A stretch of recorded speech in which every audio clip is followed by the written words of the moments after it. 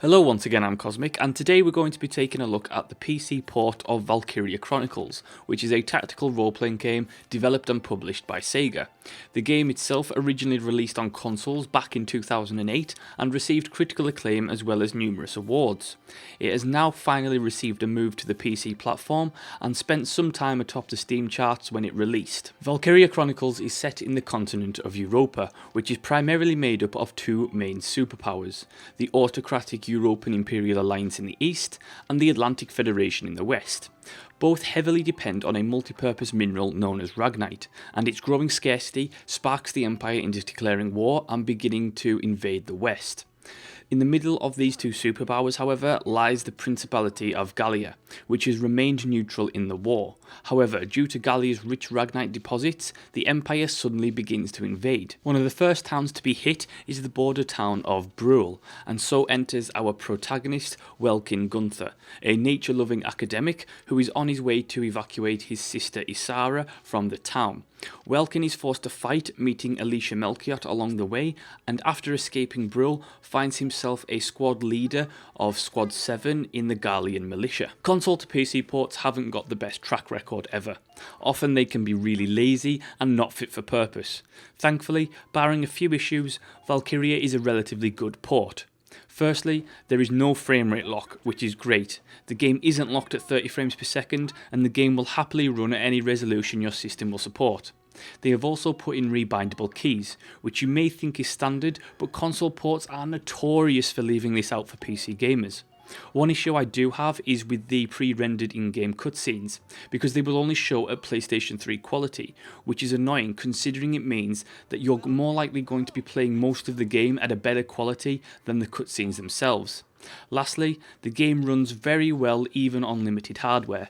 I was away from home while I was actually playing this, and I was playing it on a friend's desktop that was only running 4GB of RAM and a GTX 630, and even on this, the game not only ran smooth, but the game saved that quick that I had to actually go and check if it had actually saved because I wasn't sure. Now, I personally hadn't played the game when it originally released due to not having a PlayStation 3, so I was coming into this as a new player, as many PC gamers will be.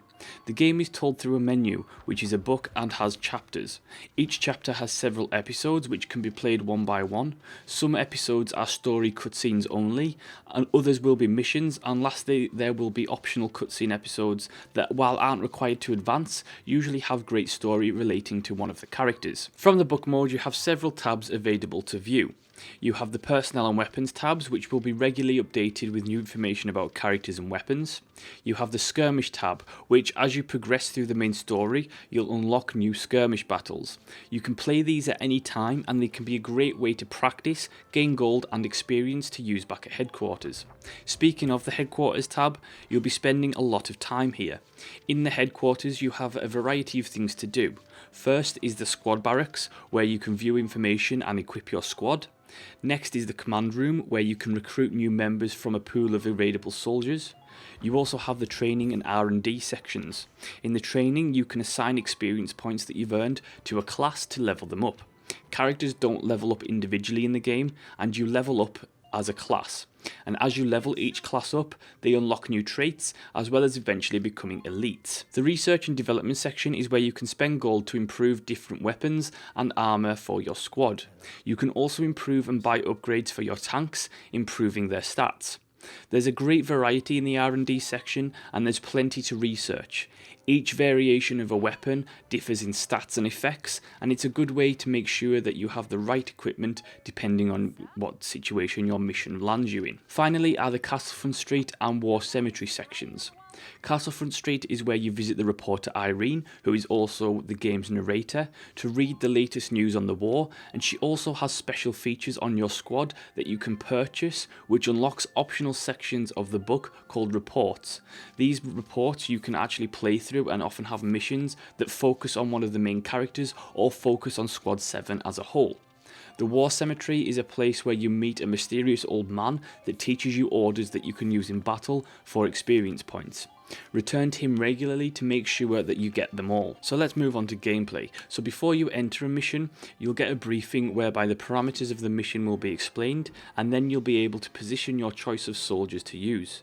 You'll always have more soldiers in your pool than you can actually deploy, so there will be plenty to choose from. Let's get down to the core of the gameplay, which is the combat. The game is a turn-based tactical RPG and works from command points. At the start of each turn, you get a set number of CP to use. CP is used to move units and attack, use orders and request reinforcements. Depending on the action, it may require one or more CP to be used. For example, moving and attacking a scout will only use 1 CP, but doing that within a tank will require 2. The amount of CP that you have each turn depends on the units that you have selected to do battle with. Some units are leader units, which will add a CP each turn if you deploy them. However, should they be knocked unconscious or die, that CP will be removed. You can also take out leader units in the enemy's team to achieve the same effect on their side. Once you've selected a unit to actually use, you move from the command view map to third person mode. You can then freely move the character around, but you do have a limited movement bar which will deplete every time you move. You can attack by pressing the enter target button mode, and then you can change your equipment also. One thing that has irritated me about the movement system in the game was actually the game's cover system. You can crouch at sandbags, which gives you a cover and thus a defensive and evade bonus, and you can actually go prone in tall grass. However, you cannot crouch and enter cover in other objects that would make sense around the battlefield, like wall rubble, which doesn't really make any sense. If you can do it with sandbags, why can't you do it with a low standing wall? Each character has different stats such as health, etc. That, coupled with the weapon stats, will affect things like aiming, evade chance, damage and more.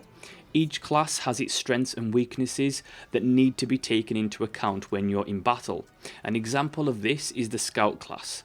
They have more movement than other units and have a good decent long range. However, they can't take many hits and are weak against heavily armoured foes. Alternatively, the Lancer is a great anti-armour unit, perfect for taking out tanks. However, they are very vulnerable to gunfire and anti-personnel rounds. Characters also have special abilities which are called potentials, which are essentially stat modifiers that are triggered by various psychological and environmental factors in battle. An example of one is a shock trooper named Rosie. Should you have her lead the way while surrounded by your squad, you'll activate her big sister potential, which grants buffs. Potentials are not all good, however. Some troops have, for example, a pollen allergy, and should you make them run through bushes or grassland, it might trigger them, which makes them less effective in combat. Potential should always be taken into account when deploying your squad.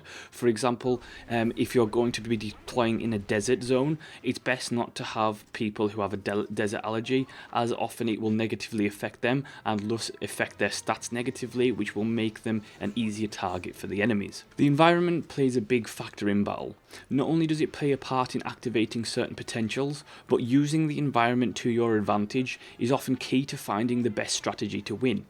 Take an enemy gun bunker. Now head on, you could use lancers or a tank to destroy it, but it would take several shots and use an awful lot of CP. However, you could use less CP by taking a scout and skillfully move them through the environment to flank the bunker and shoot the Ragnite canister behind it to blow it up in one go. Using the environment is not only useful for taking out enemies, but is essential for keeping your troops alive. Leaving them exposed invites enemy snipers to make short work of your squad. Should one of your squad go down, they enter critical condition, and they need to be medevaced. This can happen by moving one of your squad to their location, and then they will call for a medic, or you can use a specific order to get that done. Should you not get to them in time, or an enemy touches their body before you do, they will die and be gone forever. However, you can summon reinforcements in the midst of battle by using one of your bases. On the battlefield, there are several bases denoted by flags. Once you occupy an enemy's base and fly your flag, you'll be able to summon new troops or retreat ones currently in battle.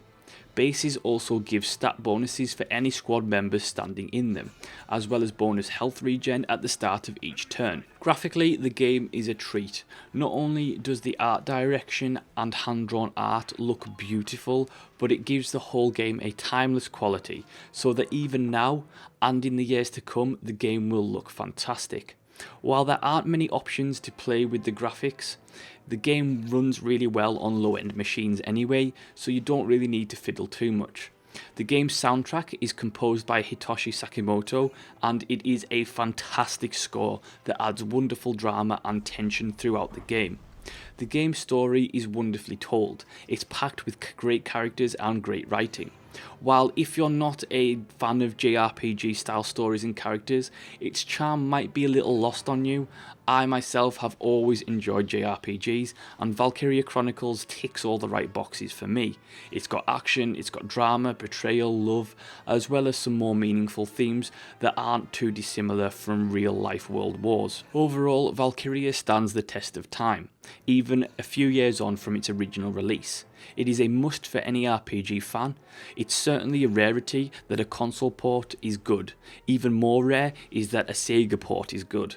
The blend of episodic storytelling with tactical turn-based combat works really well, and the game hooks you into the characters so you really care about not letting them die in battle. I would certainly recommend the game for anyone, especially those who have never played the game before and are fans of RPGs and JRPGs. And that is Valkyria Chronicles. Thank you so much for watching. Do like, subscribe and leave a comment, and I will see you next time.